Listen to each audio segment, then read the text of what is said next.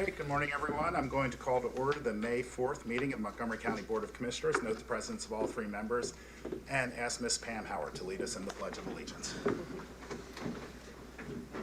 I pledge allegiance to the flag of the United States of America and to the republic for which it stands, one nation, under God, indivisible, with liberty and justice for all.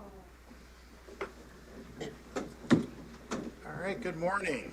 I want to start off this morning by recognizing one of our county employees, Jenny Butler, who is the Executive Director of the county's Workforce Development Board.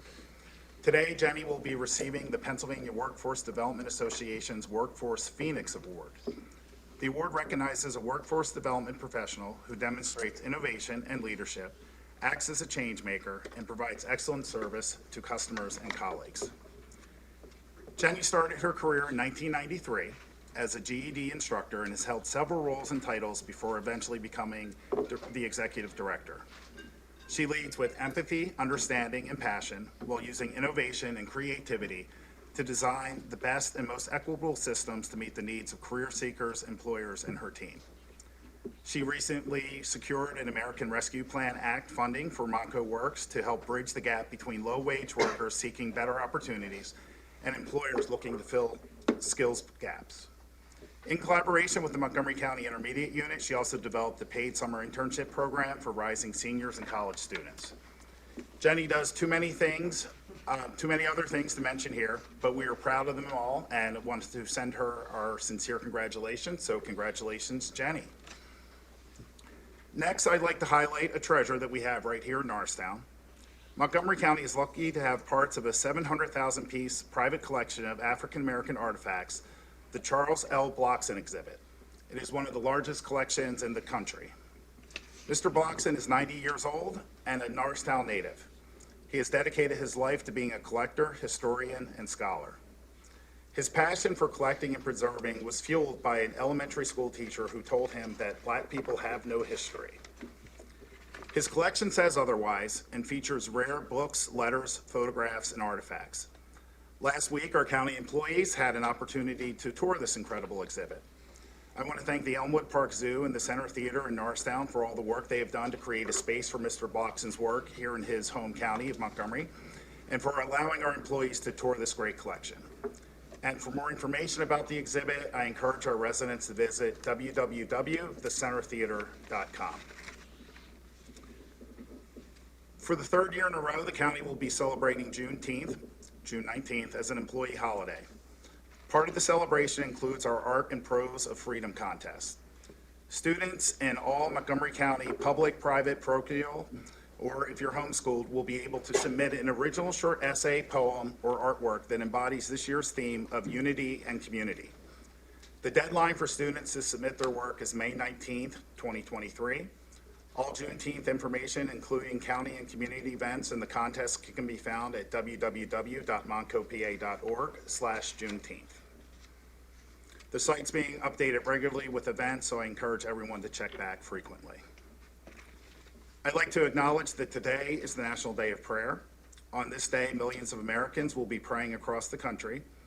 The National Day of Prayer observance was created in 1952 by a joint resolution of Congress, and in 1988, the first Thursday of May was established as National Day of Prayer. We celebrate the role that the healing balm of prayer can play in our lives as we continue to confront the crises and challenges of our time and turn to prayer for strength, hope, and guidance. The First Amendment to our Constitution protects the rights of free speech and religious liberty, including the rights of all Americans to pray. These freedoms have helped us to create and sustain a nation of religious vitality and diversity over the years. And if you'd like to learn more about the National Day of Prayer, please visit www.nationaldayofprayer.org. And finally, this is our final meeting before the election. So I have a few primary election reminders. The 2023 primary election will take place in person on Tuesday, May 16th.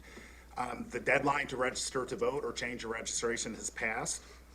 In this election, the following candidate roles will be on the ballot: justices for the Pennsylvania Supreme Court, Superior Court, Commonwealth, and Common Pleas Courts, as well as ministerial district judges, county commissioners, row officers, clerk of courts, controller, coroner, district attorney, prothonotary, recorder of deeds, register of wills, sheriff, treasurer, municipal officials, and school board directors.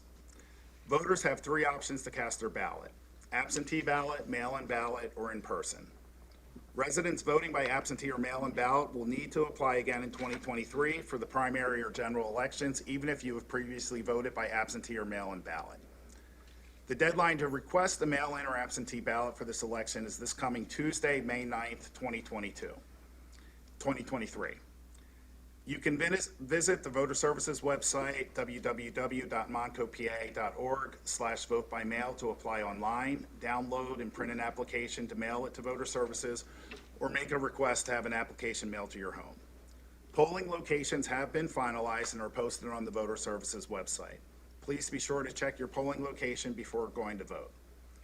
Satellite locations will have office hours this weekend and are listed on the Voter Services website under the Vote by Mail tab. No appointment is needed. Voters will be able to register to vote, apply for a mail-in ballot, complete their ballot, and turn it in. The county will have 12 secure drop-box locations throughout the county, which will be available from 8 a.m. to 8 p.m. starting this Saturday, May 6th, until May 16th. These locations are also listed on the website. Voter education staff will be present to help educate voters on proper ballot return practices. Ballots will be collected daily by the county sheriff's deputies and stored securely at the Voter Services office. Please remember that state law requires that voters can only return their own ballot, no one else's, not even their spouse or an elderly parent. And if a voter has a disability as defined by the Americans with Disabilities Act and needs assistance, they may fill out a form to authorize a designated agent to help them complete and return their ballot. Complete information about this process is located on the Voter Services website. For all information about voting this election and polling and drop-box locations, please visit www.montgomery.org/voter-services, or you can contact Voter Services at 610-278-3280. Great. Thank you. Good morning, everyone. Today I want to start my comments by recognizing this week is National Corrections Officer Week. Former President Ronald Reagan established this week in 1984 to thank correctional officers for their services and celebrate their contributions to our society. Today, I would like to recognize all the correctional officers employed with the county's correctional facility in Eagleville. They work 24/7, 365 days a year to make sure our operations run smoothly. My own father served as deputy warden for the PA Department of Corrections at Greaterford and started at Eastern State Penitentiary as a corrections officer. So I can certainly appreciate, as a child, knowing the daily pressures facing our staff. The work you do every day does not go unnoticed, and we thank you for your service to our county. Next, I would like to also recognize that May is Asian American and Pacific Islander Heritage Month. Asian Pacific Islander Americans account for 8% of Montgomery County's population. In addition, the AAPI communities are wonderfully diverse, speaking over 10 different languages and enriching our community with unique traditions. In addition, these communities are the second largest ethnic community in Montgomery County and are the fastest growing segment of our county's population. We stand in solidarity against hate crimes and racist actions against these communities. There is no place for hate in Montgomery County. Montgomery County is stronger because of our diverse communities, and I am proud to recognize their accomplishments and contributions to our county. And those conclude my remarks, short and sweet. Okay, good morning, everyone. In addition to National Prayer Day and also Correction Officers Appreciation Week, today is also International Firefighters Day. May 4th is International Firefighters Day, a day when we recognize and honor the sacrifices that firefighters make to make sure our communities and environment are safe. Firefighters dedicate their lives to the protection of our lives and property. Sometimes that dedication is in the form of countless hours volunteered over many years. Sometimes that dedication is in the form of a life lost. Right now, fire companies across Pennsylvania are struggling as a number of volunteers have dwindled over the years and the demand for service has increased. To help meet the demand, the Montgomery County Fire Chiefs Association has expanded their recruiting efforts with a goal of recruiting 400 or more new volunteer firefighters over the next 4 years. Last year, Pennsylvania lowered the minimum age of junior firefighters to start the 172-hour basic training system. Recruits can start basic training at age 16, and with their parents' permission can participate in a live burn training at age 17. Residents can visit moncofirefighters.org to locate their local fire company and learn more about the different ways to volunteer and apply. And being National Day of Prayer, I'd like to ask everyone to please keep our firefighters and all our first responders, our correction officers, and those in the field of public safety in our daily prayers. Also, I'd like to address a recent great concern, and that's what happened with Montgomery County Prison Board of Inspectors.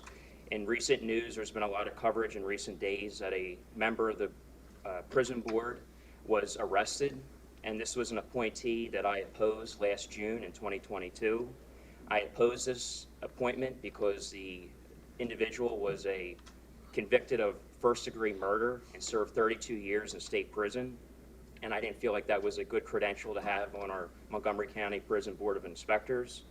And it's truly created an embarrassment for the county, and I wish my colleagues at the time respected and understood my opposition to that appointment last year. We could have avoided this embarrassment, and it was a foreseeable and avoidable circumstance, and unfortunately, political posturing and wokeism got in the way, and now the county has a stain. So it's my hope that moving forward, that any applicant to any board is not a convicted murderer. I'm not sure if the Montgomery County Board of Commissioners should implement a policy that bans that. Perhaps they should. You would think that would have to go unsaid, and you just use common sense judgment. They don't put convicted murderers on our county boards. So this never sat well with me, and now it's come back to disgrace the county, and I hope moving forward that we put qualified law-abiding citizens on all our county boards. So I agree with Commissioner Gale that citizens appointed to all of our volunteer advisory boards should be law-abiding. But I do not believe that citizens who have been previously incarcerated should automatically be prohibited from serving on an advisory board. Mr. Steed had lived experience as a previously incarcerated person that provided an important perspective to the prison board and was already volunteering at the correctional facility. Very disappointed to learn about the current charges filed against him, and while everyone is innocent until proven guilty, it was appropriate for him to resign, and I would have voted to remove him from the board if he had not resigned. However, it doesn't change my opinion that previously incarcerated persons who have a desire to serve can provide a needed and important perspective to county. I would just like to add to that, there's a huge difference between a non-violent crime and a convicted murderer. And that's who was put on our board, and that's unacceptable. And moving forward, that should never, ever happen again. We can move on now with announcements, commendations, presentations, and reports. And we'll start with Pam Howard for Mental Health Awareness Month.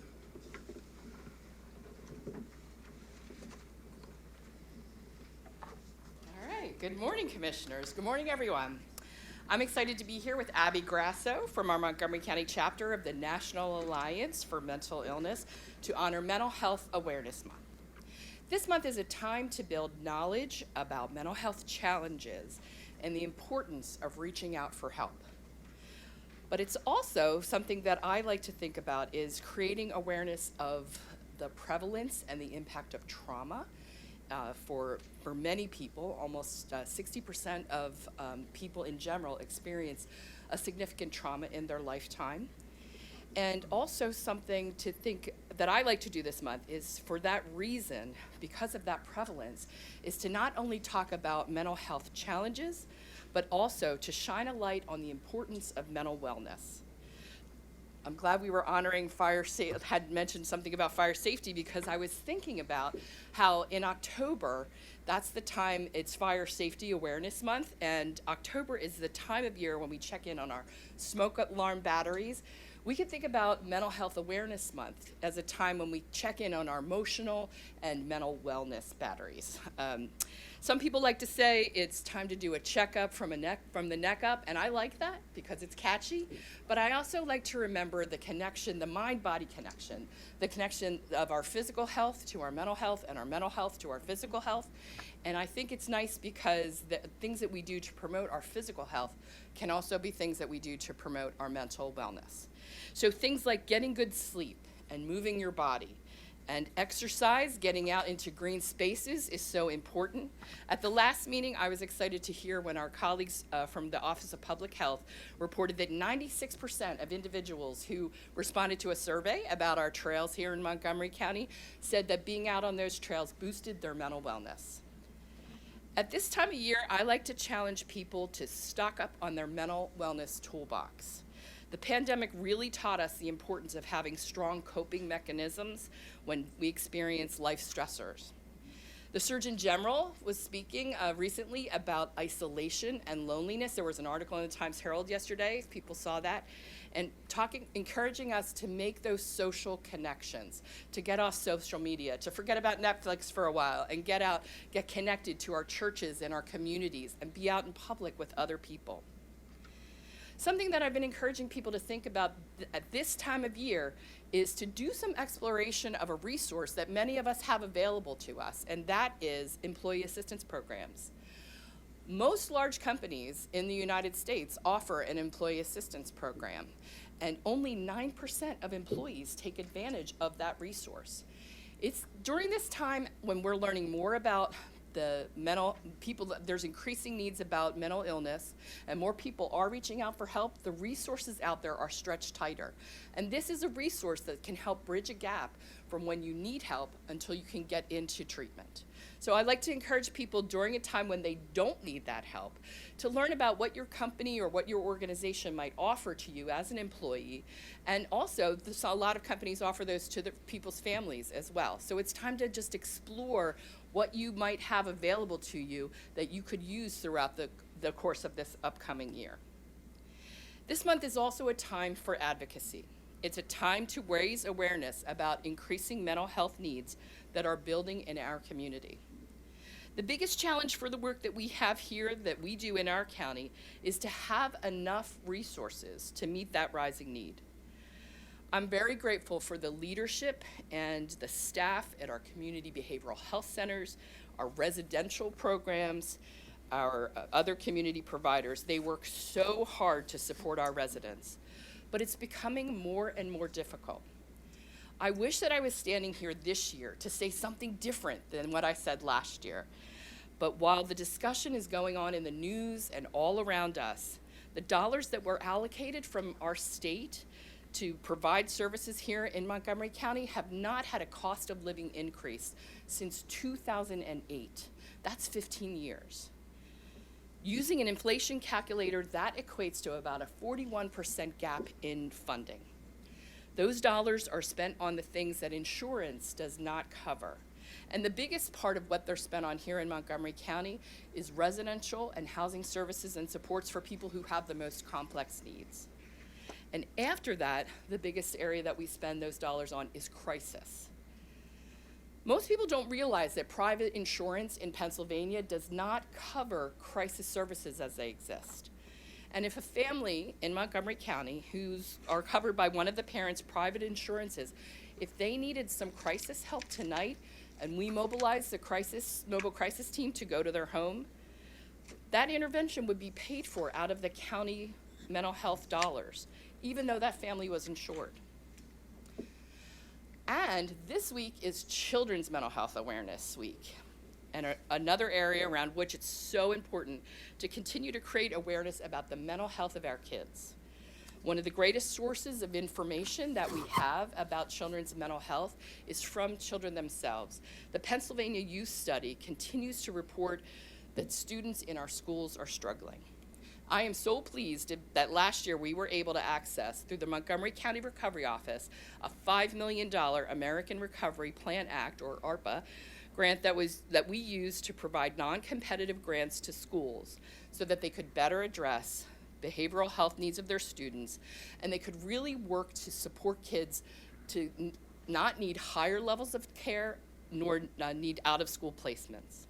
We had a tremendous response from our districts, and just last week the award letters went out. So we're really excited to partner with the schools as they implement those grants.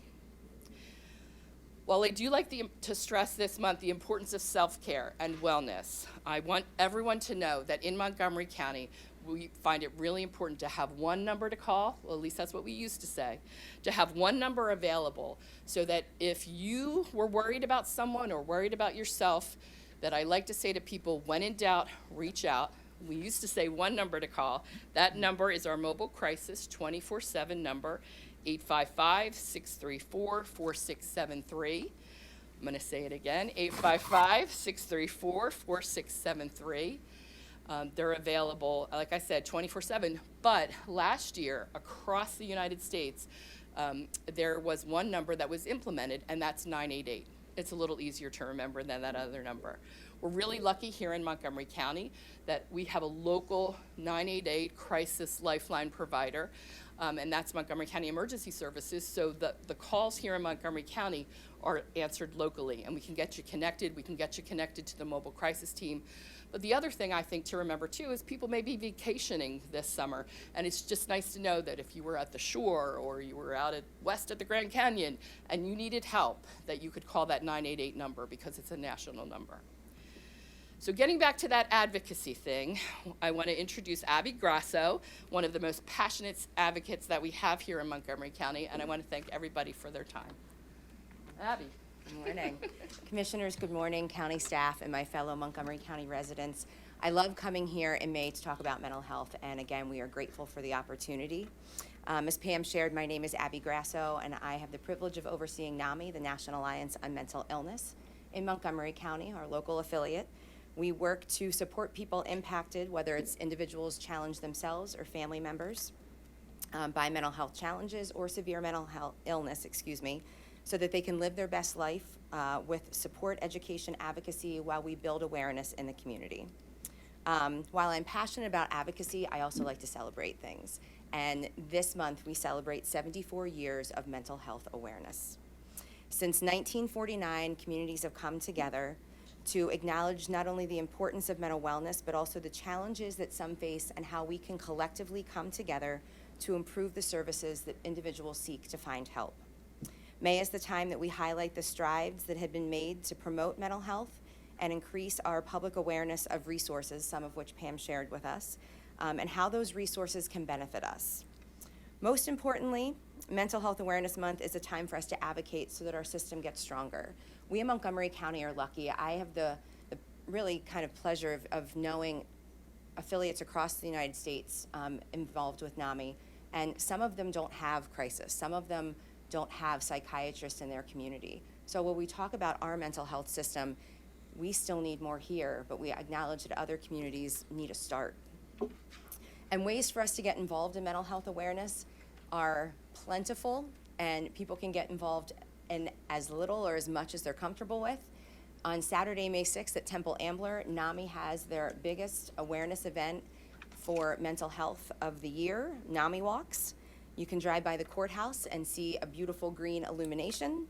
You can get involved with NAMI pop-up tables. You're not going to know where they are across the county, so be ready to meet our volunteer and outreach coordinator, Cam, who's going to be at YWCA's, at Walmart's, at other community providers to talk about mental health and give resources to people in the community.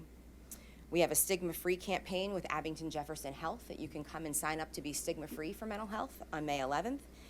May 23rd, we have our annual Community Support Program Conference and 45th Mental Health Awards for the county. And any of those that you're interested in getting involved with, you can call the NAMI office at 215-361-7784 for more information. But friends, you can just talk about mental health. You can talk to your neighbor, you can talk to your friend. You can share that you have struggled, that someone you know has struggled. Because when we have those conversations, we normalize the stigma that's associated with mental health. And mental health matters because it impacts all of us. NAMI data tells us that while 1 in 5 individuals live with a mental health challenge in a given year, 5 of 5, each one of us lives with our mental health on a daily basis. Out of those 1 in 5 challenged, 20% of adults, we know that about 50% of them are not able to get services, whether it's due to stigma or lack of affordable, accessible care. 17% of our youth are struggling right now. I did some data for a presentation for a school a few weeks ago, and I was startled. I knew our kids were impacted by anxiety. Most of us may have youth that we're supporting in that way. 17% of adults, according to NAMI data, are dealing with anxiety in a given year, but that rises to 39% of our youth. It's a call to action. Pam mentioned physical and mental health. For any of you who have ever taken a mental health first aid class, there's an exercise during the class that parallels physical health conditions and mental health conditions, but talks about them all on an equal playing field, that they're all medical conditions. And when we look at type 2 breast cancer and major depressive disorder, we know that while one is a physical health condition and one is a mental health condition, they both impact people's lives in very, very similar ways. But people aren't able to access care for their mental health in the same way that they're able to access care for their physical health. This is several years ago, so I want you to think about these numbers because I promise that they're bigger. NAMI told us in 2018, so again, we're along further back than I wanted to have data on this. The rates of finding a primary care provider for adults in the United States, 9%. The rates to provide a mental health provider in the United States for an adult is 34%. We're acknowledging that our mental health is just as important as our physical health, and people are in need. Going back to that advocacy piece, we have calls on a weekly, if not daily basis for NAMI. At NAMI, we have a helpline. People are calling in and sharing that they want to get help. They want to live better. They don't want their mental health impacting their life in the way that it is, and people feel helpless because wait lists are long and providers don't have staff to fill the need in our community. So while we have funding, we need more. I urge all of you, contact your local legislator, whether you are impacted yourself, your family member, somebody in your life, I promise, whether it's your faith community, your barista at Starbucks, who's working with you to check out at Target. We all need to be kind and good to each other so that we can have a successful community that people can get well in. Think about the data that Pam shared with us. Since 2008, our mental health system has not been fully funded. 41% gap. Think about renting your family's homes on that. Feels impossible. But today we are here to celebrate Mental Health Awareness Month, encourage people to use their voice, get involved, and remember that we all deserve mental wellness and physical wellness. So happy Mental Health Awareness Month. Thank you for having us. And we're here in any way to support, educate, and advocate at NAMI. Pam and Abby, thank you both for being here so much. I mean, you talk about NAMI, we're lucky to have you here running NAMI in Montgomery County, and that's why we're one of the best. Thank you, you're Commissioner. too humble to say that. And Pam, your leadership here at the county is crucial, and your team. Thank you for what you do, not just this month, but year-round, 365 days a year. Thank you for all that you've taught me since I've been a commissioner as well about these issues. So we'll celebrate, and I'll get a check-in from the neck up. Was it neck up? Check up from the neck up, but I from know the you neck up. work, pay attention to your physical health too, Commissioner, as well. You get out on those trails. And I just would like to acknowledge that NAMI has helped a close family member of mine in Montgomery County. So thank you for the work that you do, and the NAMI support network has really changed that person's life. So thank you. Thank you for that, Commissioner. I also appreciate and admire the very important work you do each day, and also like to thank the nonprofit organizations around Montgomery County and also the employers that partner with your offices to assist those suffering with mental health and developmental disability issues. So fortunately, Montgomery County has a lot of support network, and you make that possible. Thanks, Commissioner. Thank you all very much. Okay, next up, it is National Provider Appreciation Day, and we have a delegation here to talk about that. So, Janine Moser.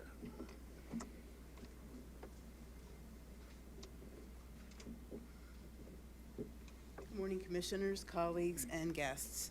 Thank you for giving us the opportunity to present today in recognition of Provider Appreciation Day, which is held the Friday before Mother's Day each year, this year falling on May 12th. This is a day that's set aside to recognize child care providers, teachers, and other educators and caregivers of children of all ages. So we represent the Early Learning Resource Center, and we wanted to tell you a little bit about our program and what we do, the work that we do. An Early Learning Resource Center, can you go to the next slide, please? Thank you. Is a single point of contact for families, early learning service providers, and community members who are looking to gain information and access services that support high-quality childcare and early learning programs. There are 19 ELRCs across the state of Pennsylvania. The ELRC in Region 17, which is Montgomery County, serves the residents, families, and child care providers of Montgomery County. Each county within the state is associated with an Early Learning Resource Center. The Early Learning Resource Center is divided into three main components: the subsidized child care program, known as Child Care Works, the Keystone Stars program, and resource and referral services.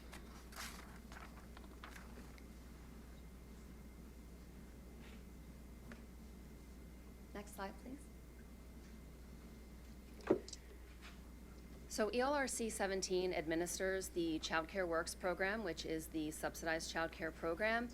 And the intent of that program is to provide financial assistance to low-income families to help them with their child care costs.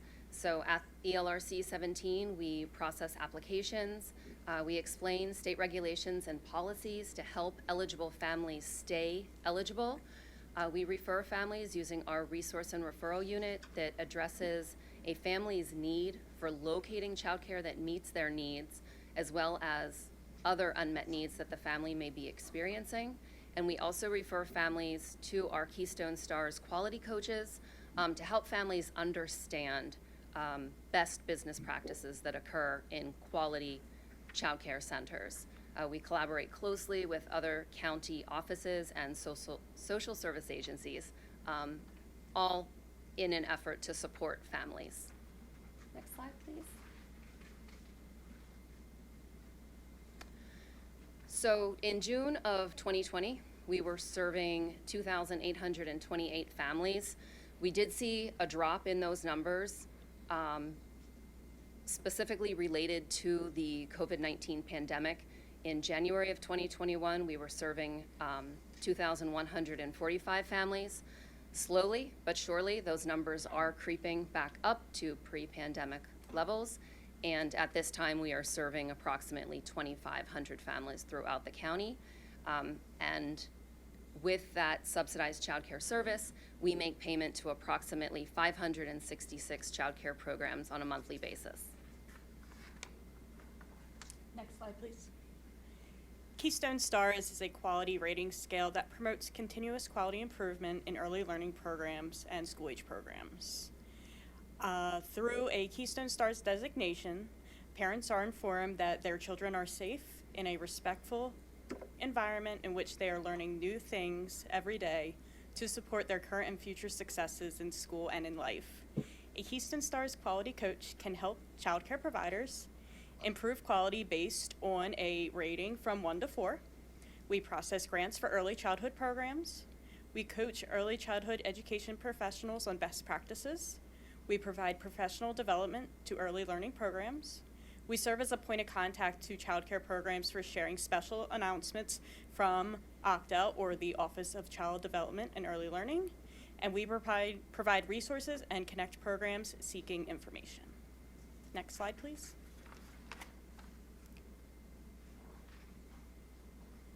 Our resource and referral staff is available to help any county resident locate child care programs or help them make positive choices through the provision of materials and counseling and access additional resources that they would need to help their family through daily life. Resource and referral specialists are often the first point of contact in our office when someone comes in to seek services, and they can assist families with the following things as well as many other things: helping them to locate licensed child care facilities that meet the family's needs, help them complete an application for subsidized child care, help them access other community organizations based on their needs, help them find clothing for their family, help them locate food at one of the food pantries within the county. We supply backpacks at the start of each new school year, which are donated to our office for the children in the county. We distribute books to children who visit the ELRC. We encourage each child to take a book with them or several books with them to help promote literacy. We collaborate with the Montgomery County Department of Health and Human Services to help families get the resources that they need, and we participate in community events throughout the county. Next slide, please.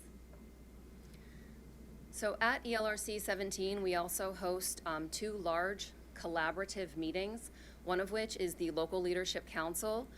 It's a strategy that is used to work in an integrated and collaborative way within the early learning community across the county. The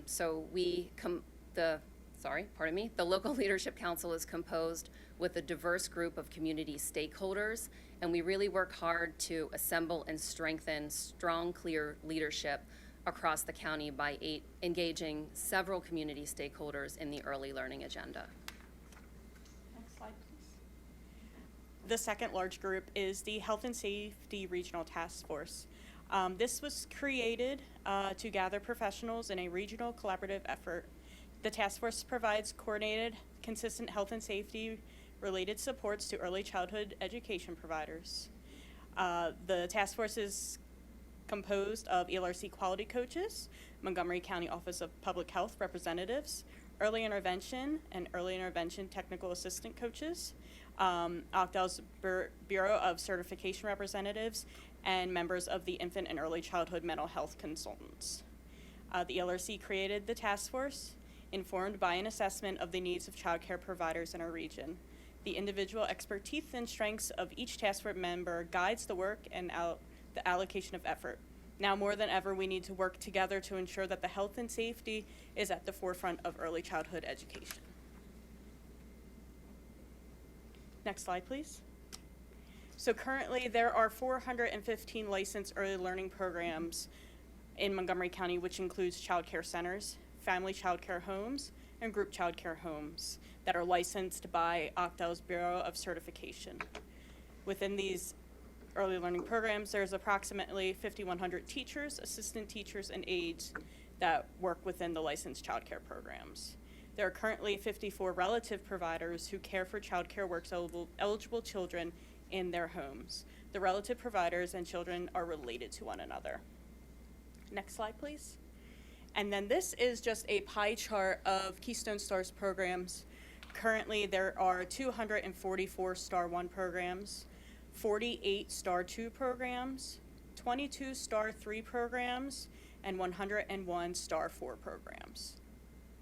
Next slide, please.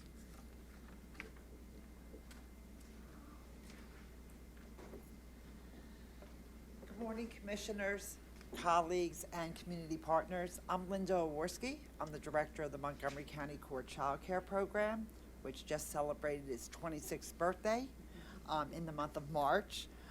We were Pennsylvania's first child care for families with court-related business. Our goal is to have a licensed program with quality educators. A shout out Miss Ann Martin and Miss Brittany Hutt, who make my job look flawless and make me look good every single day. The program is a Keystone Star 4 center. In addition to that, we take children from anywhere from the DA's office down to jury selection. The focus and goal of this program was to always make sure that we were advocating for children, nurturing their needs in a quality means, and more importantly, creating efficiency in the courts where parents could focus on their needs that day in court and children could focus on their job, which is play. Next slide, please. The court care program is here and available each day. We are all fully licensed degreed teachers. We all have our FBI criminal history and child abuse checks. In addition to that, we are here each day from 8 to 4:30. We do provide lunch. We provide a lot of additional services to parents. That's why we're so dependent on you as community partners, because some families have no housing, some need clothing, and some that day need diapers and just bottles. And our job is to make sure that we're providing that care each and every day. I just want to remind you today, as I salute all our teacher and community partners, that each of you have the magic inside you, and it's not until you start using it that it works to make our community better. And I thank you. Next slide, because I think they're pictures of my babies. There, the court care program. Next slide. And our center. Everything that you see coming from the center was done through grants. So no money from the county was paid for it, and we got it for our quality initiatives. And we want your support to continue to send families to us so that we can protect our children's rights. Have a great day, and thank you, community partners.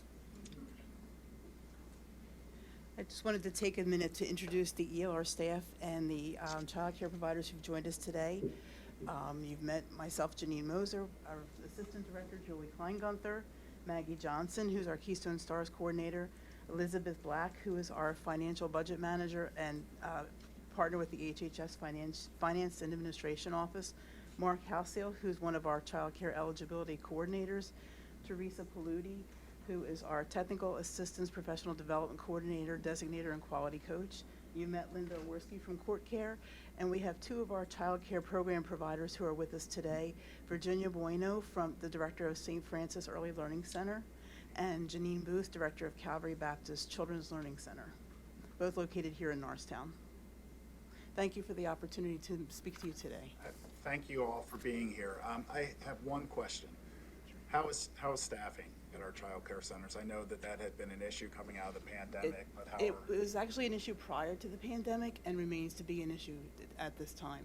Yeah. So the numbers that we saw with the number of teachers, that they need to be higher? Yes. And that would help more families potentially Yes. get in? A lot of the programs have wait lists, or have a wait list for children to enter into the programs because of the teaching shortage. And a lot of them have had to close classrooms because of the teaching shortage. Yeah. All right, well, thank you all for Thank being you. here. And so I just want to commend all of you for your work in early learning. I have a 3-year-old at home who goes to school, and I watch the challenges that his school faces to keep good teachers. And so I know it's a national crisis in terms of how we pay our child care providers, and we need to work to educate, advocate, and solve for how do we retain professionals in the profession, and it starts with paying them a livable wage. So I want to acknowledge that. I've been watching that as a new mom and the revolving door leaving my son's school. So I'm a partner here with you. Any ideas that you have, feel free to share them with me. Thank you, Commissioner. And Montgomery County is a very large populated county, as you all know, so these services are in high demand, and I admire and appreciate all the work you do to make these services a reality and possible. And Linda, I'd like to thank you for the artwork and thank you notes that come through the inter-office mail system from court care to the commissioner's office. I always get a kick out of it.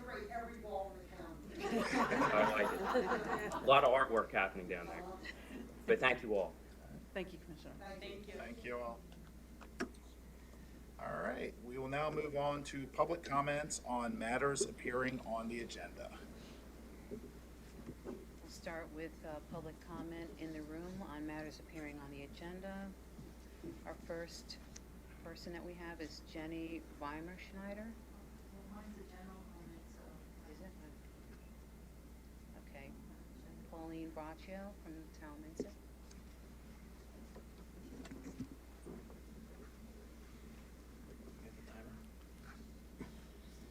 Good morning. My name is Pauline Braccio. I'm from Tomlinson Township. I'm glad that we saw those two presentations today because what I'm going to talk about is what CHOP did. CHOP, Children's Hospital of Philadelphia, they have a child gender clinic and they trained teachers to help transition elementary school kids. Yeah, I'd like to see the clock, please. 1 minute, 37 seconds. Yeah, but I don't have to trust you. I would like to see it on the screen. 1 minute, 30 seconds. Okay, you're full of it, but that's... Will you please keep track, Giuseppe? Yeah. Thank you. Anyway, so these teachers, these people from the clinic, from CHOP, taught teachers how to help transition young children as young as 5 when there's no need to do that. It doesn't make any sense for anybody in a school or a child care setting to talk to any child of any age about their sexuality, about their gender, about changing gender. That is child abuse. okay? When we talk about child abuse, it can be in many forms, and that is a big one. Because when you give puberty blockers to a child, it stops them from going through puberty. And that means that they don't reach their full height, their brains don't develop, and they can never get that back. Some of them are going through surgery. They will remove breasts from children, from girls, and add them to boys. So they're like half and half. These pronoun things, what they turn out to be is an it. Because anybody who goes through this process, starting with puberty blockers, they can never really develop into a male or a female. You can't change XX to XY. You can't change XY to XX. So as adults, they do not have any reproductive capabilities. They don't have any sexual capabilities. They are stunted in their Ms. Baccio, growth. your 2 minutes are up. Okay, thank you. I hope you mental health people are listening.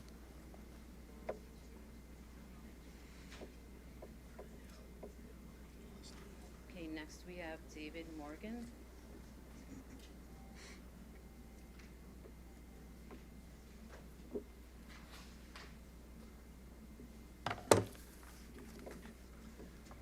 David Morgan from Ambler. I notice in the spending, we have on category K, $1 million, $1.47 million for consulting.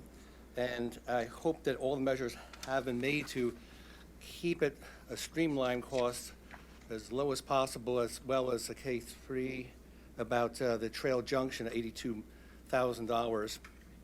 I think my concern lately has been about the spending, such that I submitted an open records request to ask how much has been spent on the capital improvement budget for the county campus plan. And I did not get an answer from that. I could not locate a document after talking with county officials about how much is spent of our tax money.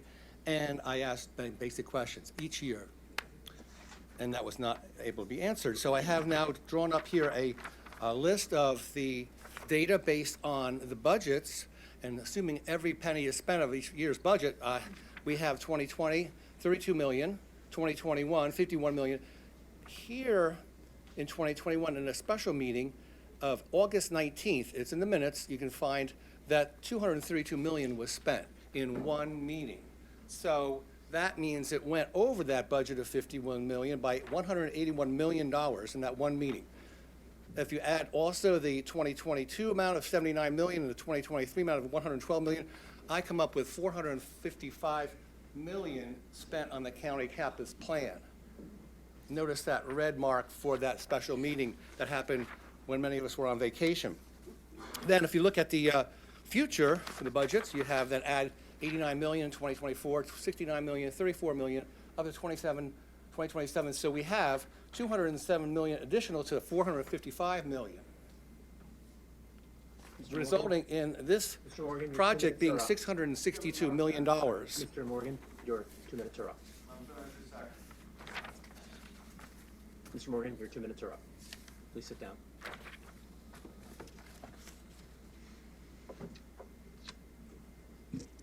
Next we have Giuseppe Monticelli. Giuseppe Monticelli, Conshohocken, Springfield. It's going to be J3, 7, and 8. J3 is going to be a bid for painting at the public safety training campus. I unfortunately don't have the business card on me at the second, but I'm just going to say right here and out front, when we get to this, I better not be seeing an outside local company from Delaware or New Jersey. This better be a local schmo that is local, family run, independent, like, and you know, Mr. Lawrence tends to like, you know, the convict thing and all that. Might as well, I mean, allegedly and all that. I mean, we can put Dan Collins to work for that painting stuff. Dan Collins painting, we can use them. Let's do the community health education providers. Yeah, we're going to need someone here that is way better, that is local, and stuff that's outside stuff. I don't want to be seeing anything associated with central behavioral health. I definitely don't want to be seeing that. Maybe Equilibria. I think they got some good stuff. They're in Willow Grove, but their primary thing is in Philadelphia, in Center City. Equilibria, like the balance of the mind, that type of equilibria. Then number 8, J8, it's going to be a crisis residential program. Unfortunately, I would refer you to Equilibria, but they don't have a program. All I can say is better not use Central, even though they don't have one, and you better not use Brookland, you better not use MCES, Denrocks, Foundations Behavioral Health, all of those clowns. You better not use them. Your 2 minutes are up. Thank you. Next, we have Tony Patrick.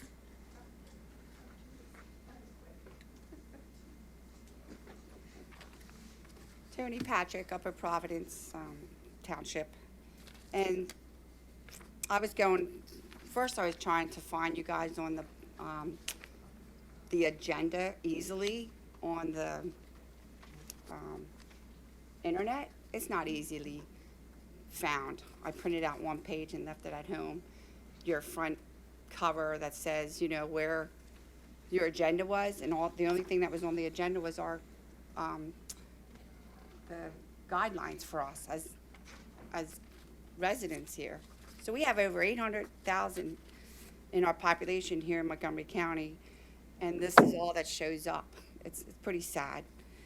Well, I'm talking about the budget on J8. Well, I'm pretty sure it's all of J with our human services and infrastructure. I pulled up your budget on page 3. There's nothing for the Veterans Affairs. It's blank. When you go to page 5, you have 715,000 on there. Where do the discrepancies come from? People putting these in here for how much money you're spending on the different amounts here. All of the mental health that I starred was child and youth, daycare, drug and alcohol programs, early intervention, juvenile protection, mental health. That comes to a total of $1.8 billion come from this county.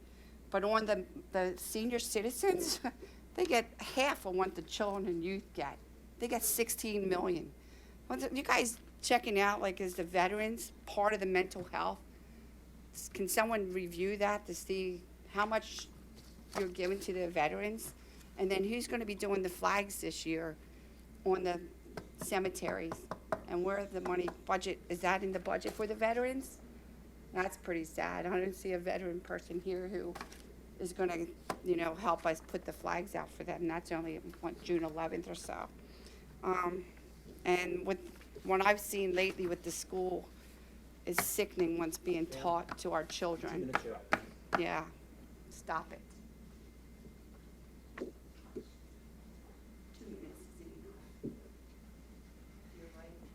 Okay, next we'll move to general public comment. Okay, first we have Jenny Weimerschneider.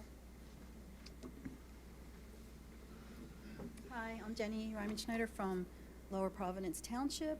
I want to thank the mental health people for being here. They mentioned trauma, isolation, and loneliness. All 3 of those things were brought upon my mother by this county 17 months ago on the steps of this very building. An 84-year-old legally blind, petrified, and confused grandmother was seized by the county, forced into a car with a strange man, and dumped into a facility in the midst of a severe ongoing COVID outbreak.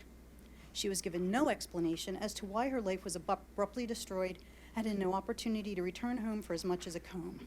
Her crime, memory loss. Her life was stolen, she was isolated, she was forbidden to leave the facility for family gatherings or even essential appointments. Her children, of which I'm one, had to fight for the rights to visit her and drive her to an eye doctor. In the facility, she's endured frequent bruises and injuries. Here's her red hair, it's white. Head injury. Experienced extreme panic when she can't find the inaccessible call button, lain in urine for hours on end, had woefully insufficient mental stimulation and physical activity, been deprived of regular hugs from her grandchildren, and prohibited from attending events as important to her as the funeral of a man she loved for 68 years. With the stroke of a county judge's pen, her body and her money were owned by complete strangers. For 17 months, she's been forced to pay these strangers. These events are fully endorsed by and in fact perpetuated by the county. This is an extreme destructive example of government overreach, and it must change. This woman is my mother, but tomorrow this could be your mother, or even you. I'd like to remind the commissioners that you name the county department heads, appoint county employees, and determine their salaries. It's essential for the well-being of all Montgomery County citizens that a better review of agency policies and a personnel trusted to follow such policies is implemented immediately. Irreparable damage has been done, but you have the power to stop it from being done to others. Thank you.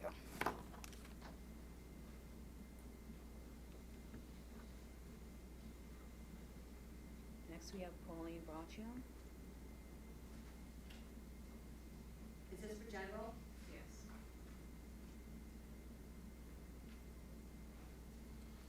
Pauline Braccio, Tomenson Township.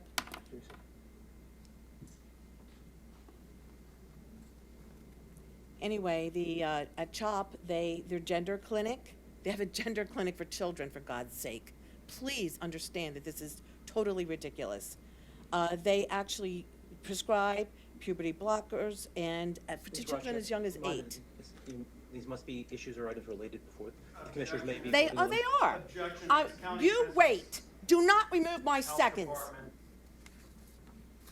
The thing I'm getting down to is these people have gone into schools and taught teachers how to convince children that they should be the other gender.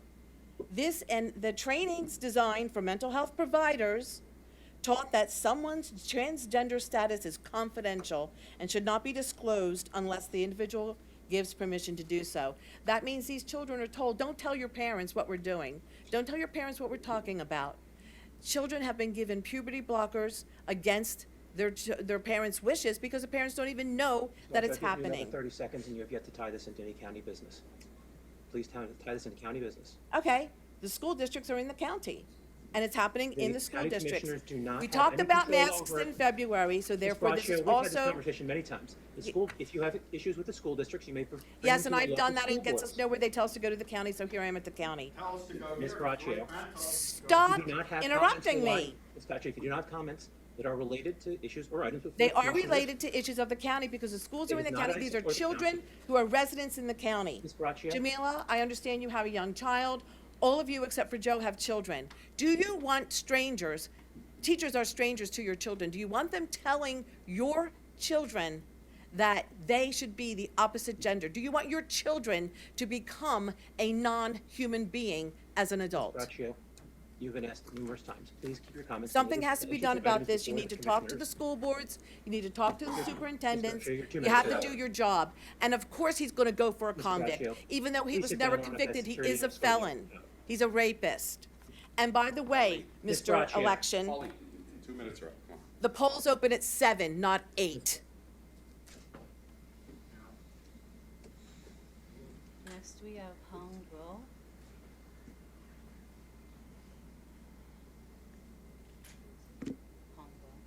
Hung Will. Okay, next. Oh, this is for interim. Excuse me, sir. Do you have public comment? No? Okay. Okay, next we have David Morgan.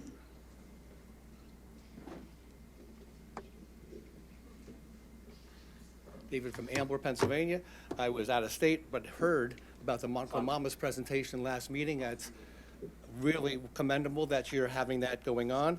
We know that we are to consider really everyone to love as fellow citizens, loving mother and child. The unborn child is at 4 weeks, has heartbeat, 8 weeks, fingers and toes, 12 weeks fully formed. These dear ones need to be really encouraged towards birth. And abortion, though, is not reproductive in terms of reproductive rights, because abortion is unnatural and destructive. not reproductive. Everyone should be able to breathe, grow, marry, have children. That's reproductive rights. When you have a transsexual situation, then if a child becomes sterilized, Morgan? the right of production is not Morgan, that's happening. not Monco Mamas. And Monco Mamas. Monco Mamas. Right. Just related to these children that growing up, 85% generally and after adolescence revert to their normal sex. In terms of Monco Mama supporting that and adoption, that's a wonderful thing that we also have happening in the county.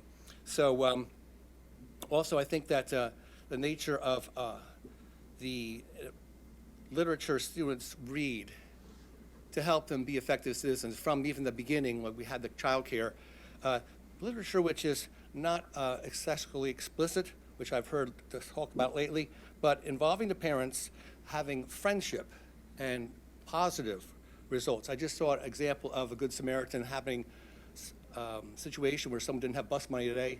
They had gotten on the bus because a Good Samaritan helped them out. These type of positive things we should be learning about in school. And to celebrate life, we have just the goal of just encouraging that and healthy outcomes for birth. I just like to focus on that because sometimes these issues come up in the election. So I'm keeping the elections now to the National Day of Prayer in my prayers.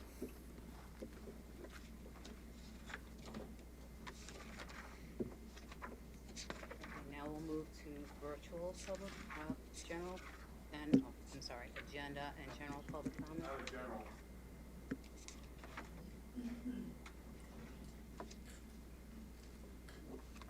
General public comment, Giuseppe Monticelli, Concha Hawken, and Springfield. Hey, so this is going to be a good one, guys. Real good one. I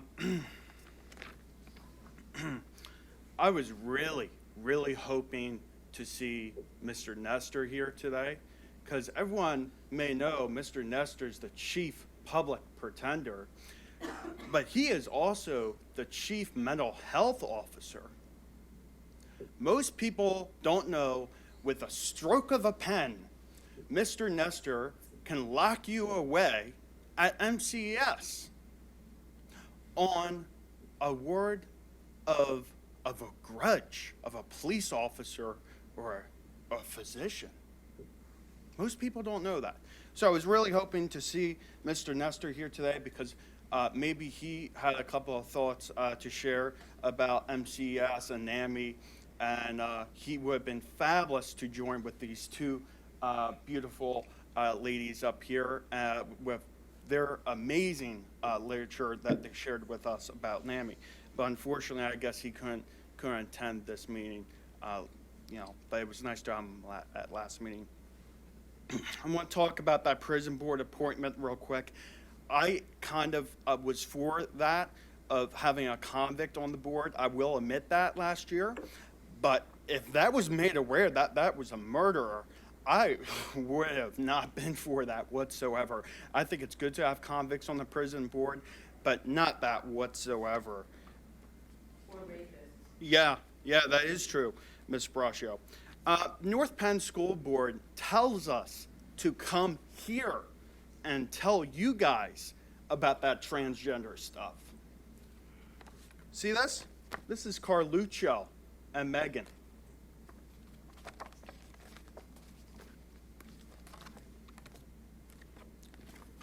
I get to see them, and I also get to see Miss Weiner on YouTube with ads. I just want to let you know. I'd like to ask security to come up and ask you to Your sit down. promise with extremist and all that, you already broke that extremist. Mr. Craney? I asked that. Giuseppe. Yeah. I asked that you go ahead and resign, Mr. I'm going Lawrence. to make a motion to recess the meeting. Is there a second? Second. We're going to recess and gather and talk. Robbie, can you come back, please? Sorry.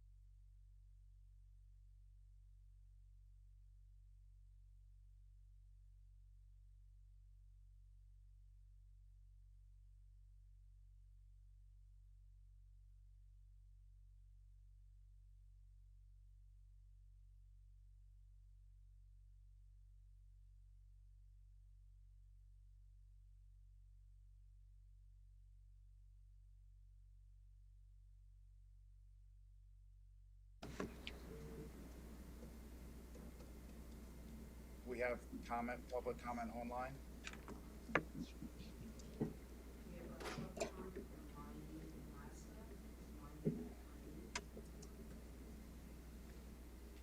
Yes, can you hear me? Hello, can you hear me?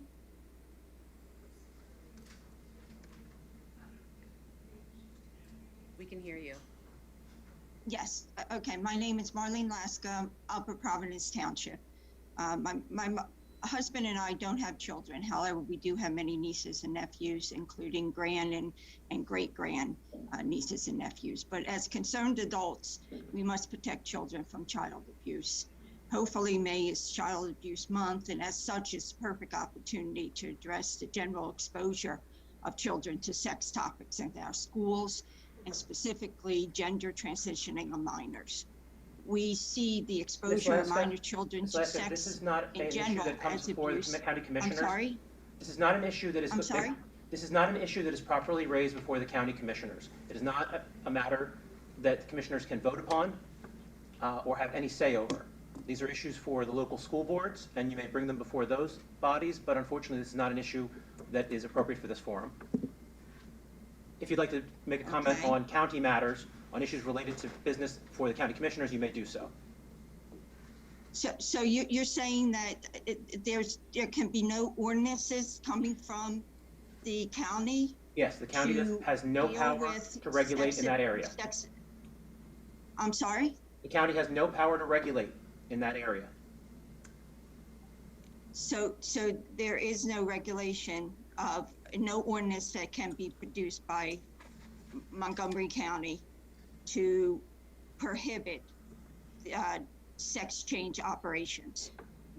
That is correct. Is that what I'm hearing? That is correct.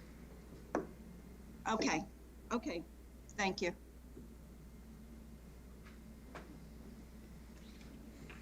Next, we have Jean White. Jean, you can unmute yourself. Can you hear me? Yes. My name is Jean White. I'm Montgomery Township. On mental health, the issues caused by child abuse and distribution of pornographic materials to minors in the Montco school districts. Children are being abused in our educational system. In October 2022, Senator Mastriano sponsored Senate Bill 996 PA Parental Rights Bill. This bill is necessary due to the overreach of government and the directive of the U.S. Department of Health and Department of Education. This bill acknowledges the fund. We'll move on. Next, we have Marilyn Muir. Marilyn, you can unmute yourself. Marilyn Muir, Lower Salford Township. I'm speaking on child abuse awareness, as Jamila commented on last meeting. In October 2022, a concerned parent in Souderton School District spoke out about teachers and administrators asking, when did the school become responsible for teaching morals and values, and who gave you the authority to do so? I'm going to have to stop you. As we've made very clear, these issues are not matters which come properly before the county commissioners. This forum is appropriate. Jamila spent 10 minutes talking about child abuse awareness, and that's what this is in reference to. Again, you can Okay, address also, it however you I have like. other comments. In reference to the arrest of the prison board inspector, a convicted murderer, a prison board inspector, sounds like the fox guarding the henhouse. And Joe, if you disagreed with the appointment, you should have exposed this appointment, but you participated in the cover-up. This shows your lack of effectiveness, and you should be replaced. Miss, you're totally wrong. I oppose the appointment. I also don't appreciate your henchmen stealing opponents' signs.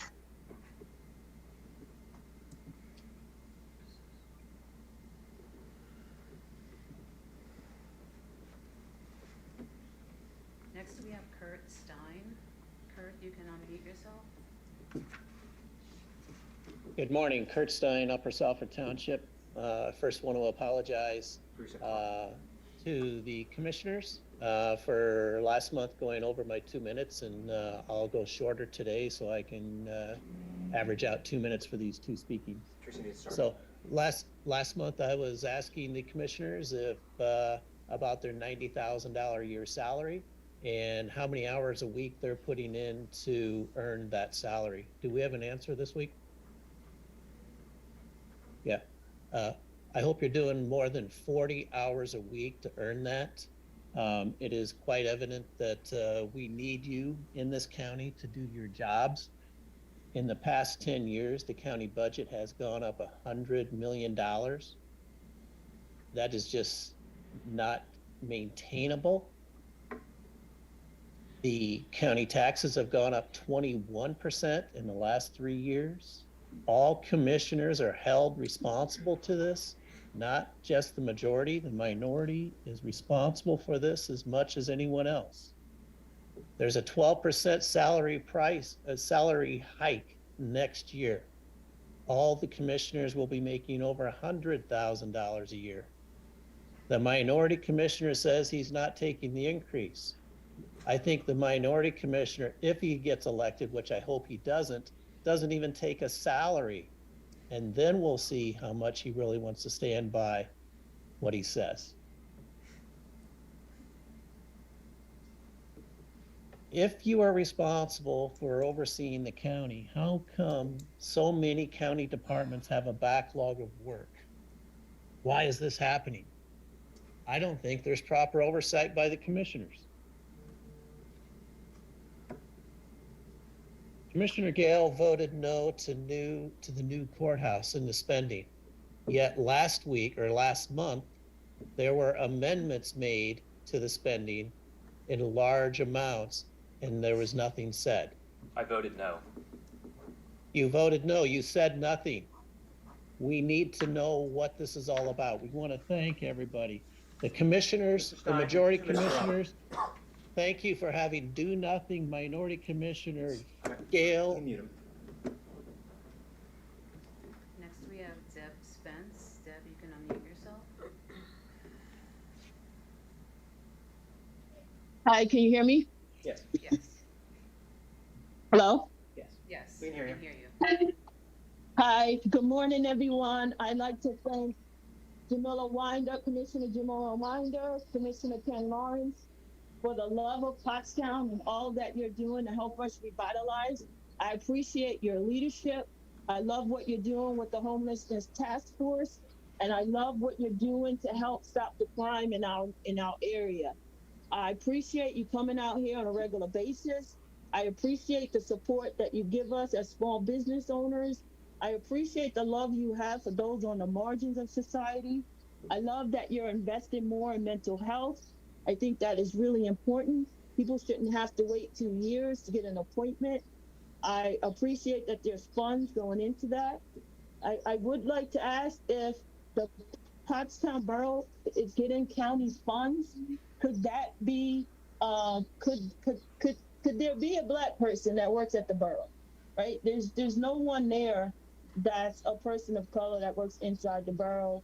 The boards are mostly Spence, unfortunately, that's not a county issue. I have to ask you to keep your comments limited to issues or items before the commissioners. Okay, all right, well, does the county give money to Pottstown? I don't know that the county gives money directly to Pottstown for personnel matters, which is what the issue that you're raising. Okay. All right. Well, if the county gives money to Pottstown, I mean, there is a budget for municipalities, correct?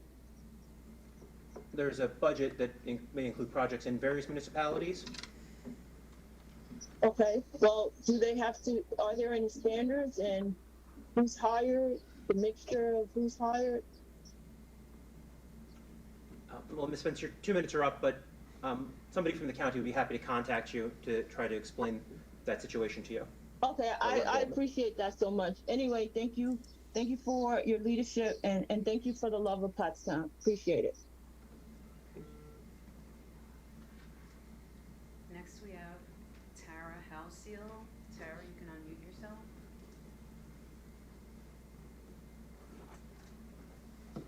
Tara?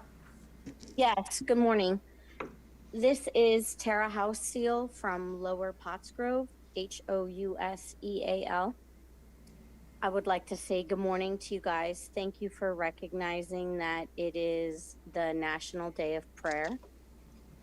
My prayer today is to encourage you guys to have godly wisdom and discernment in executing your jobs and being a good steward over the tax money given to you by all of our hardworking hands, and that you would have wisdom and discernment over our elections, that you would have wisdom and discernment over executing all of the job responsibilities you have.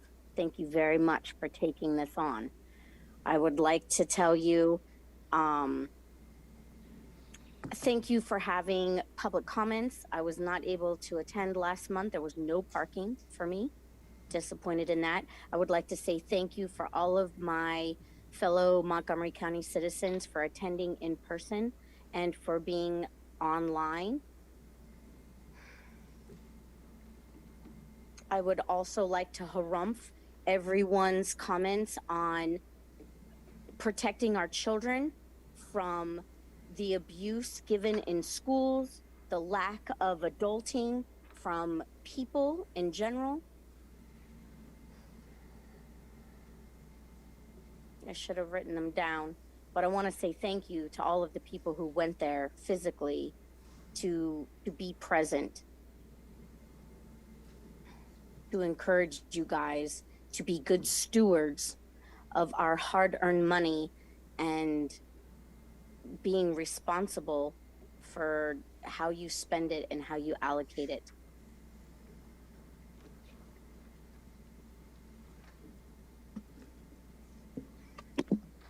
There's no one else for virtual public comment. All right. We will move on to the approval of the minutes. I'll make a motion to approve the April 20th, 2023 minutes of the Montgomery County Board of Commissioners. Is there a second? I'll second that. Second by Commissioner Winder. Is there any board comment? Hearing none, we'll move on to a vote. Are there any negative votes? Minutes are approved. Resolutions, Mr. France. Good morning, Commissioners. I'm here for Bill Hartman today, who's out of town. But today I have a resolution to authorize a letter of amendment for a federal aid reimbursement agreement pursuant to the Chester Valley Trail Extension Project here in Montgomery County. As you know, and the general public should be aware, that trail is open to the public. It opened on March 13th, 2023. The 4-mile section connects the Chester Valley Trail to Norristown here at the junction with the Schuylkill River Trail. We encourage everyone to get out and use this one, a great new addition to our county trail network. Quick background to this action. This trail was funded largely using federal CMAQ dollars, that stands for Congestion Mitigation and Air Quality Program. That program pays 100% of the construction costs and 80% of the right-of-way acquisition costs. In order to receive those reimbursements, we had to enter a federal aid reimbursement agreement in May of 2017. There have been 2 amendments since then that were executed in 2019 and 2022. This is the 3rd and final amendment to bring it to a total at $2,060,000 and $60,682 in addition. And I want to emphasize that none of that is resulting in additional county costs. That's all federal sourced and reimbursement money, but must take place for us to receive the reimbursement via PennDOT. We are seeking your approval to grant this authority for this 3rd amendment to the original 2017 reimbursement agreement. Thank you, Mr. France. I'll make a motion that the proper county officials, in accordance with the authority conferred by law, subject to the approval of the county solicitor, are hereby authorized to execute the necessary documents to amend the federal aid reimbursement agreement and assignment agreement with the Commonwealth of Pennsylvania Department of Transportation for the reimbursement of up to 80% of the estimated $1,836,000 right-of-way costs, as well as for 100% of the estimated $18,568,082 construction costs. Be it further resolved, the county's chief clerk, chief operating officer is hereby authorized to attest to the execution of this letter of amendment and affix the county seal and to certify a true and correct copy of this authorizing resolution. Is there a second? I'll second that. Second by Commissioner Winder. Is there any board comment or questions? Hearing none, we'll move on to a vote. Are there any negative votes? Motion passes. Ms. Richmond, establishment of the Advisory Council for Equity and appointment of members. Good morning, Commissioners. For your consideration, I present the Montgomery County Advisory Council for Equity and its inaugural membership. The Advisory Council for Equity will offer community-driven insights to the Chief of Diversity, Equity, and Inclusion to ensure integration of equity and belonging in the county's mission, operations, strategies, and business objectives. The Advisory Council for Equity will also advocate on behalf of county residents regarding issues, concerns, and needs related to diversity, equity, inclusion, and belonging. Appointees to the Advisory Council for Equity are comprised of volunteer members, a cross-county cohort of stakeholders from various communities, businesses, and organizations throughout Montgomery County. They represent various areas including race, age, gender, sexual orientation, religion, people with disabilities, veteran status, and various other dimensions of diversity to address the needs of our workforce and community. This is all in an effort to support the county as the county continues to leverage and build upon the resources, talents, strengths, and opportunities available to our community. Thank you for your consideration. I will make a motion that the proper county officials, in accordance with the authority conferred by law, subject to the approval of the county solicitor, hereby establish the Montgomery County Advisory Council for Equity. Be it further resolved that the following members are appointed to the Montgomery County Advisory Council for Equity to serve terms that begin immediately and expire on May 4th, 2024. Is there a second? I'll second that. Second by Commissioner Winder. Any questions or comments? All right, hearing none, we'll move on to a vote. Are there any negative votes? I'm a negative vote. All right, motion passes 2-1.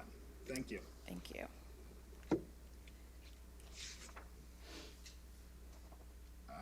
Who is doing the commissioner's appointment to the?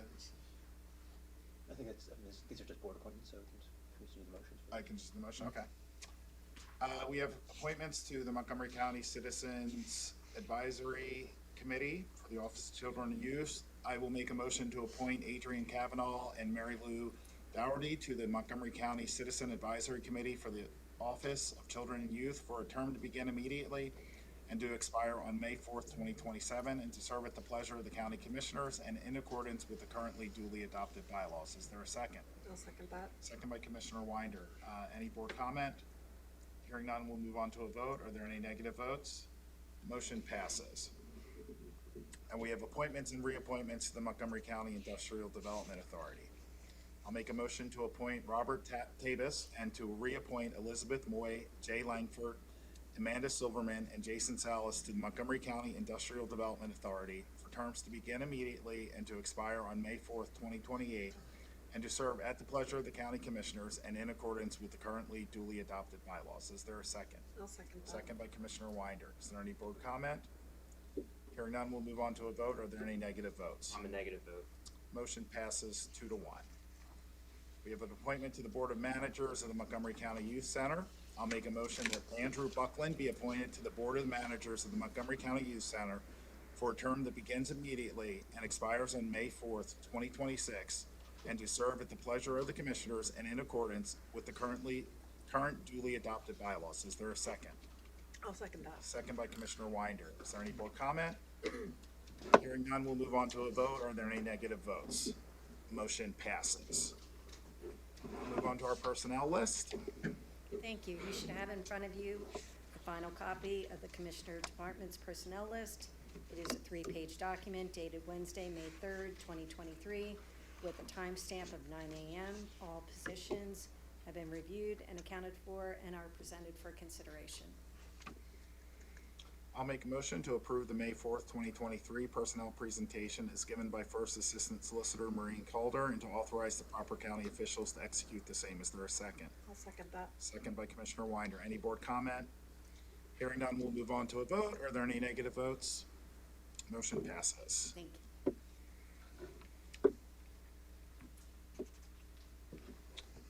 Now on advertisements of bids and RFPs. Yes. One, we have a bid on behalf of Assets and Infrastructure for septic tank pumping services. The successful responder will provide septic tank pumping services for the Parks, Historic Sites, and Roads and Bridges divisions. Contract will be awarded to the lowest responsible bidder. Two, bid on behalf of Assets and Infrastructure for parking lot paving and repainting services at the Eagleville campus. The successful responder will provide milling, repaving, and repainting of parking areas at the county's Emergency Operations Center located in Eagleville, PA. Contract will be awarded to the lowest responsible bidder. Three, bid on behalf of Public Safety for painting services at the Public Safety Training Campus. The successful responder will provide interior and exterior painting services for the main building at the Public Safety Training Campus. Contract be awarded to the lowest responsible bidder. Four, bid on behalf of Public Safety for a custom urban search and rescue vehicle. The successful responder will build a custom urban search and rescue apparatus to serve as the primary response vehicle for the urban search and rescue team. Contract will be awarded to the lowest responsible bidder. 5, RFP on behalf of Planning Commission for document destruction services. The successful responder will provide document shredding services for county offices. Contract will be awarded to the highest rated responder. 6, RFP on behalf of Assets and Infrastructure for architectural and engineering services for the Milk House building renovation at the Norristown Farm Park.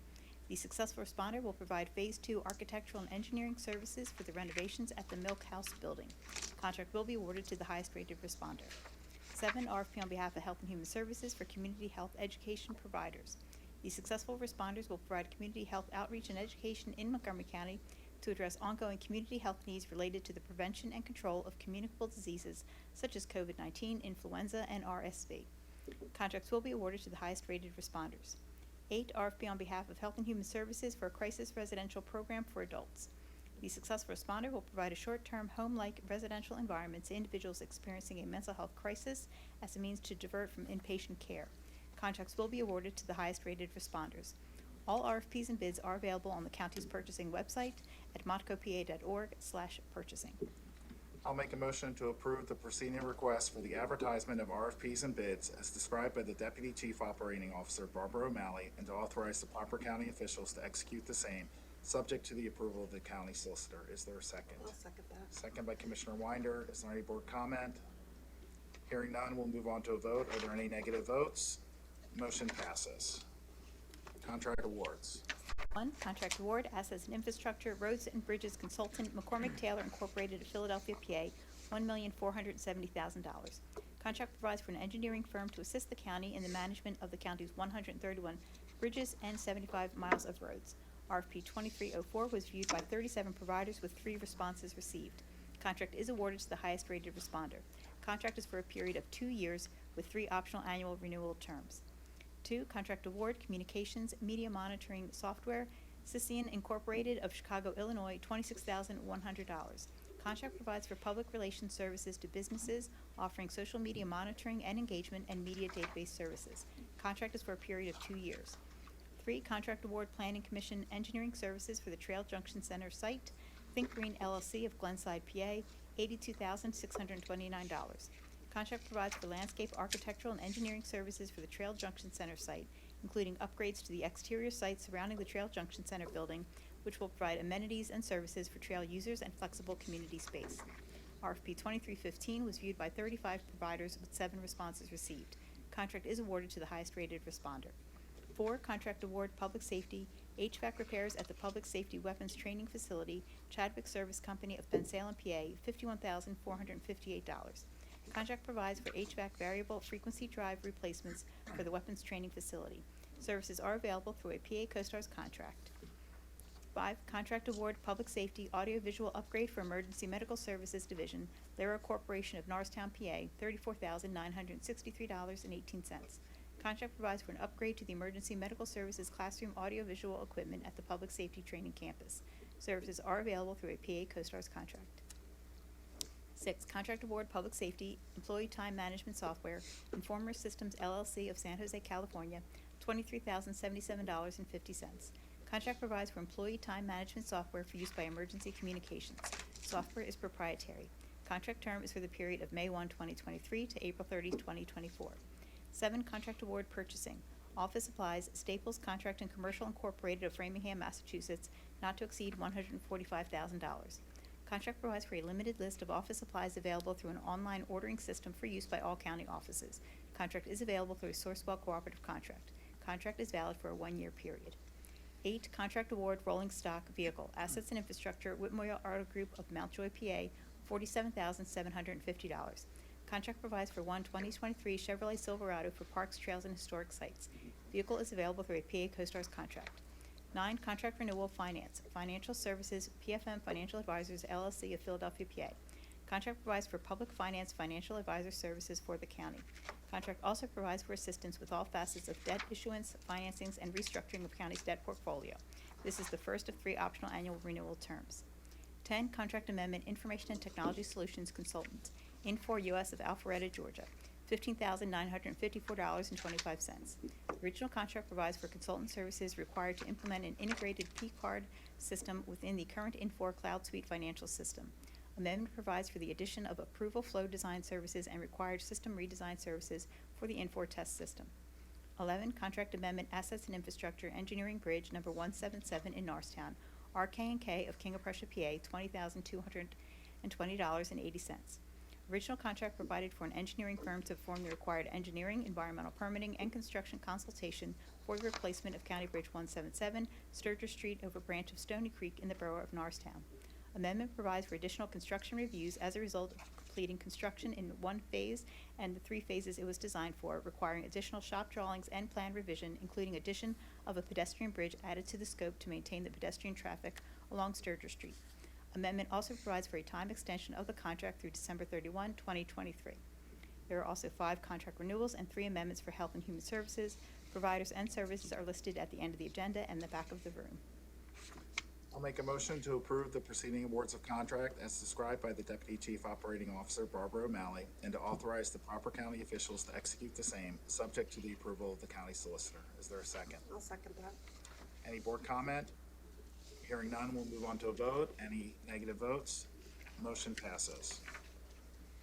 Awards of contract, emergency procurement. Yes, contract award, Assets and Infrastructure, Courthouse Elevator Repair, Otis Elevator Company of Morristown, New Jersey, not to exceed $30,000.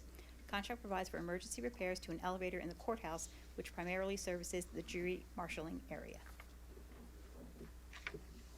I'll make a motion by the county commissioners that an actual emergency existed as defined by section 1802B of the county code, thereby permitting the county of Montgomery through its chief operating officer to enter into such contracts without meeting the requirements of section 1802 of the county code as may be required to restore and maintain the elevator in the courthouse.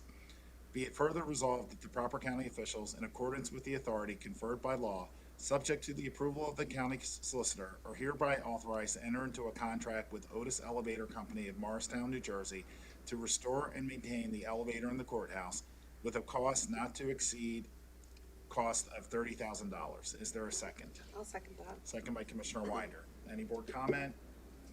Hearing none, we'll move on to a vote. Are there any negative votes? Motion passes. Then, Boards of Contracts, Southeast PA Regional Task Force, 1, contract award, Emergency Medical Services Strategic Plan, Page, Wolfberg, and Worth, LLC of Mechanicsburg, PA, $168,000. Contract provides for a comprehensive assessment, strategic report, and recommendations addressing the future of the emergency medical services system across Montgomery County. RFP 2271 was viewed by 38 providers with 7 responses received. Contract is awarded to the highest rated responder. 2, contract award, Cyber Software, Pomeroy Technologies, LLC of Hebron, Kentucky, $45,322.50. Contract provides for the renewal of 750 mobile data devices licenses with support for Delaware County. Software is available through a PA CoStars contract. 3, contract award, Surveillance Equipment, Stratmont Group of Bryan, Texas, $30,000. Contract provides for a portable security camera surveillance trailer for Bucks County. Equipment is proprietary. I'll make a motion to approve the preceding awards of contract on behalf of the Southeast PA Regional Task Force as described by the Deputy Chief Operating Officer, Barbara O'Malley, and to authorize the proper county officials to execute the same, subject to the approval of the county solicitor. Is there a second? I'll second that. Second by Commissioner Winder. Any board comment? Hearing none, we'll move on to a vote. Are there any negative votes? Motion passes. Any closing commissioner comments? All right, I'll announce our upcoming meeting dates. We have a Board of Commissioners meeting on May 18th, 2023. And there's also an election board meeting on Friday, May 12th at 2 p.m. I'll make a motion to adjourn the May 4th, 2023 meeting of the Montgomery County Board of Commissioners. Is there a second? I'll second that. All right, any board comment? Hearing none, we'll move on to a vote. Any negative votes? Meeting is adjourned. And we will move into salary board. Welcome Controller Sanchez to the dais.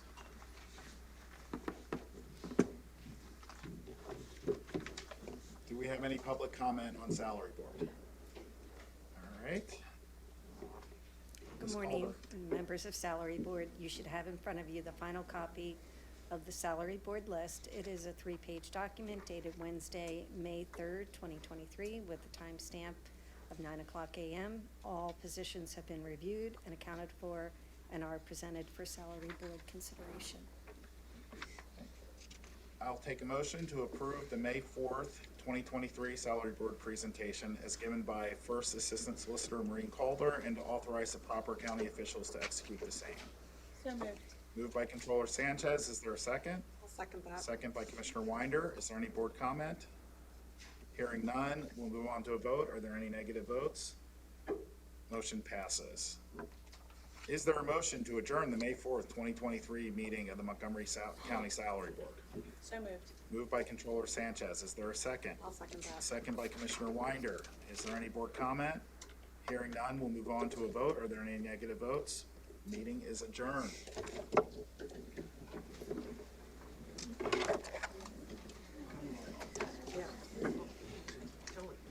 I was going today, she.